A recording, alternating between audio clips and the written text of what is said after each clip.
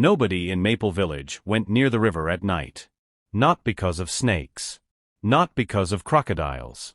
But because every full moon, a strange woman's voice came from the water. And each time the voice was heard, someone disappeared. The villagers were terrified of the river. Parents warned their children every day.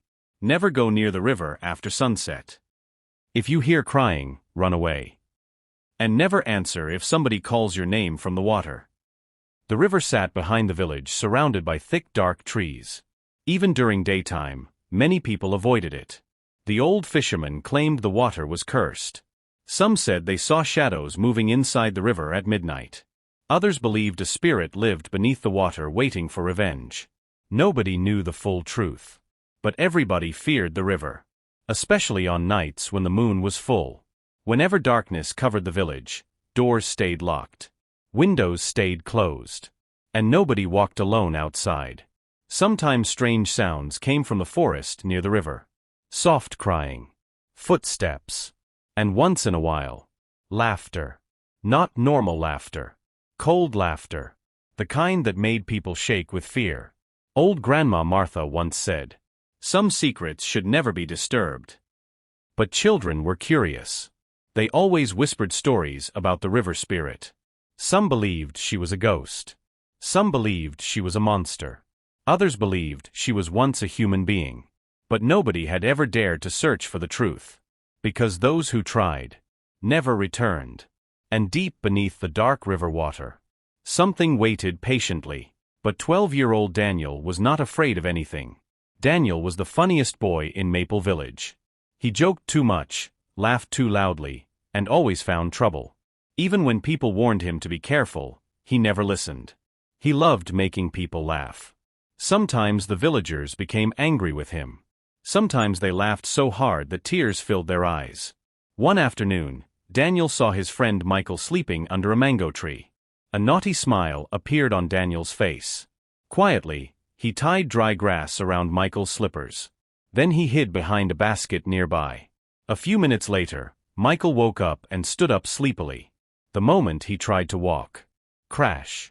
He slipped and fell face-first into a basket of tomatoes. Tomatoes rolled everywhere across the market. The women selling food screamed in surprise. Then Daniel burst into loud laughter. Michael became tomato soup, he shouted. Soon the entire market started laughing too. Michael stood up angrily with tomato juice all over his face. "Daniel!" he yelled. Daniel ran immediately. Michael chased him through the market while people laughed loudly. "Come back here!" Michael shouted. "You must catch me first." Daniel replied. The chase continued around baskets, tables, and goats. At one point, Michael accidentally bumped into a chicken cage. Dozens of chickens escaped and started running everywhere. The market became noisy and chaotic. Even the angry tomato seller finally laughed. "You little troublemaker," she said, shaking her head. Daniel stopped running and bowed proudly. Thank you," he joked. "I was born to entertain people." The villagers laughed again. But not everybody found Daniel funny. Especially his mother.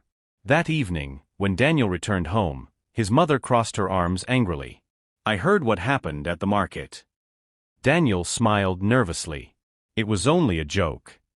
One day your jokes will put you in serious trouble." The center of Maple Village was filled with joy that evening. Colorful lanterns hung between the trees. Bright firelight danced across smiling faces. Music echoed through the air as drums played loudly. Boom, boom, boom. Women cooked soup over open fires. The smell of roasted meat filled the village. Children laughed and danced happily around the fire. Old men sat together telling funny stories. It was the biggest celebration of the year. The Harvest Festival. Daniel pushed through the crowd excitedly. "This is the best night ever," he shouted. His best friend, Sarah, walked beside him laughing. "You say that every year," Sarah teased. "Because every year there is more food," Daniel replied quickly. Sarah laughed loudly. "You only came here to eat." "That is not true," Daniel said proudly. "I also came to dance badly." Before Sarah could answer, Daniel jumped into the middle of the dancers. He waved his arms wildly and shook his legs in a funny way. The children burst into laughter. "You dance like a goat," one boy shouted jokingly. Daniel pointed proudly at himself. "This is special dancing." The crowd laughed harder. Soon Sarah joined him. The two friends danced around the fire while drums played faster and faster. For a while, everybody forgot about fear. Forgot about the river. Forgot about the strange stories. The whole village felt alive. Then suddenly, the drums stopped. An old storyteller stepped forward slowly. His voice became serious. "Tonight is a full moon," he warned. The laughter slowly faded. Some villagers looked nervous immediately. The old man pointed toward the dark forest. "Do not go near the river tonight." Daniel rolled his eyes quietly. "Here we go again," he whispered. But deep inside the dark forest, something was already awake. As the festival continued, Daniel and Sarah walked away from the dancers. People still laughed and sang behind them. But the night suddenly felt colder. A soft wind moved through the trees. Sarah looked toward the dark forest nervously. "Daniel," she whispered, "maybe we should go home early." Daniel laughed. "You are scared already?" "I am serious," Sarah replied. "Something feels strange tonight." Before Daniel could answer, an old woman appeared beside them carrying firewood. It was Grandma Martha. Everybody in Maple Village respected her. Some people believed she could see things others could not. Her old eyes stared directly at Daniel. "Boy," she said softly, "do not go near the river tonight." Daniel smiled carelessly. "Why? Is the river spirit waiting for me?" Grandma Martha did not smile. "You should never joke about that spirit." Sarah quickly lowered her head respectfully. "Sorry, Grandma." But Daniel laughed again. "If the spirit is real, let her come and meet me herself." Several villagers nearby gasped in shock. One woman covered her mouth immediately. An old man shook his head slowly. Grandma Martha stepped closer. "The river hears more than you think," she warned. Daniel tried to joke again, but suddenly, whoosh! A freezing wind rushed through the village. The festival fire moved wildly. The lanterns began swinging. The laughter stopped. Then everything became quiet. Too quiet. Even the drums stopped playing. Sarah grabbed Daniel's arm tightly. "Did you feel that?" she whispered fearfully. Daniel swallowed nervously. For the first time that night, he stopped smiling. The cold wind blew harder across Maple Village. The lanterns swung from side to side. Dogs barked loudly in the distance. Then suddenly, the festival fire went out. Darkness covered the village. Children screamed in fear. Some women grabbed their children tightly. Nobody moved. Nobody spoke. Then a strange sound filled the air. A woman crying. Soft at first. Then louder. And louder. The crying came from the river. Sarah's hands trembled. "Daniel, that sound is coming from the water." Several villagers began praying quietly. One old man fell to his knees. "The spirit has returned," he whispered shakily. The crying became louder again. It sounded sad. Lonely. Angry. Daniel tried to act brave, but his heart was beating fast. "It is probably somebody trying to scare us," he said. But even he no longer believed his own words. A little boy suddenly started crying beside his mother. "I want to go home," the boy sobbed. The wind rushed through the trees again. Whoosh. Then something terrifying happened. A voice echoed from the darkness near the river. "Where is my daughter?" The villagers froze completely. Sarah covered her mouth in fear. Daniel's legs felt weak. The voice did not sound human. It sounded cold, broken, and full of pain. Then the crying stopped. Everything became silent again. But far away near the river, something moved inside the water. Nobody wanted to move. Fear covered the village like darkness. The cold wind still blew through the trees. Sarah held Daniel's arm tightly. "Please," she whispered, "let us go home." But Daniel looked toward the river. He was scared. Very scared. But he also wanted to prove he was brave. "It is probably just somebody hiding there," he said quietly. Before anyone could stop him, Daniel grabbed a lantern. Then he started running toward the river. Daniel! Sarah shouted. Several villagers cried out in shock. Come back! But Daniel kept running. After a moment, Sarah followed him. A few brave villagers followed behind them carrying lanterns. The closer they got to the river, the colder the air became. The trees moved strangely in the wind. The insects stopped making noise. Even the frogs became silent. Crack! A branch suddenly broke somewhere in the darkness.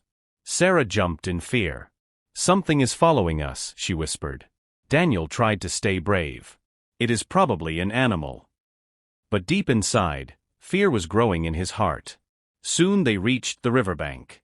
The dark water moved slowly under the moonlight. Nobody spoke. Nobody even breathed loudly. Then small bubbles appeared in the water. 1, 2, 5, 10. Sarah stepped backward slowly. Daniel, we should leave now. But before anyone could move, the river began to shake. The river water moved violently. Waves splashed against the shore. The villagers stepped back in fear. Then slowly, a woman rose from the water. Her long black hair covered her face.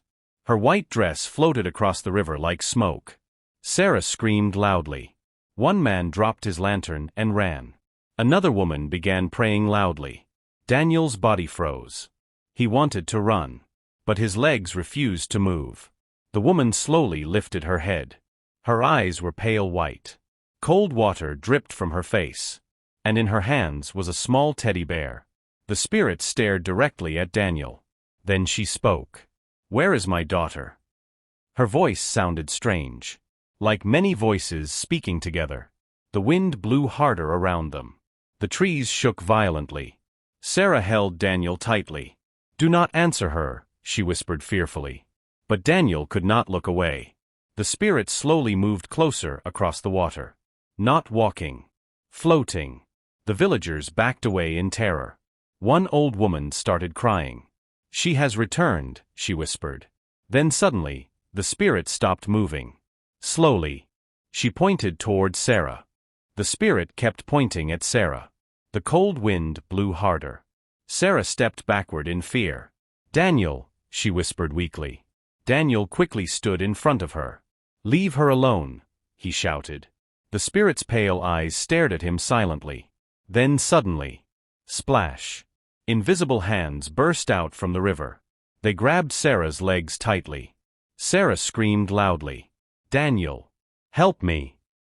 Daniel grabbed her hands immediately. I will not let go. The villagers panicked. Some ran away screaming. Others stood frozen with fear. The invisible force pulled Sarah harder toward the water. Daniel fell to the ground, trying to hold her. Help us! He shouted desperately. But nobody moved. Everybody was too terrified. Sarah cried loudly as the river dragged her closer. Water splashed everywhere. Daniel held her hands tightly. Then suddenly, slip! Sarah's hands escaped from his grip. She was pulled straight into the dark river. Splash! The water closed above her immediately. Silence. The river became calm again. Sarah was gone. Daniel stared at the water in shock. No, he whispered. Tears filled his eyes. Sarah. But there was no answer. Only silence. Then far away inside the darkness, a woman's laughter echoed across the river. The river became completely silent. No guabs. No movement. Just darkness under the moonlight. Daniel stood at the riverbank, shaking. Sarah, he whispered again. But there was no answer. Only cold wind. The villagers slowly moved backward in fear. Some were crying. Some were praying. One man shouted, "We should leave this place." But nobody could move easily. It felt like something was watching them. The spirit was still there, floating silently above the water. Her pale eyes never blinked. Then she spoke again. 20 years. Her voice echoed across the river. I waited. The ground seemed to shake slightly. The villagers held each other in fear. The old village chief stepped forward slowly. His face was pale. His hands were trembling. This is worse than before, he whispered. Daniel turned to him quickly. "Do you know what is happening?" Daniel asked. The chief did not answer immediately. He looked at the river with deep fear. Then he said softly, "This is not just a spirit." Everyone went silent. The wind stopped for a moment. The chief continued. "Something wrong happened here long ago, and we tried to forget it." Daniel clenched his fists. "Bring Sarah back," he shouted. But the spirit slowly turned toward the village. Her voice became louder. "Bring back my daughter." The river water began to rise again. Slowly, darkly, like something underneath was waking up. The villagers screamed and started running. Daniel fell to his knees, shaking. And in that moment, he realized the truth. This was only the beginning of something much worse. If you find this story interesting, give it a like, comment, and share so that others can also watch. Stay tuned for the next episode. What do you think that will happen to Sarah? Drop it on the comments section.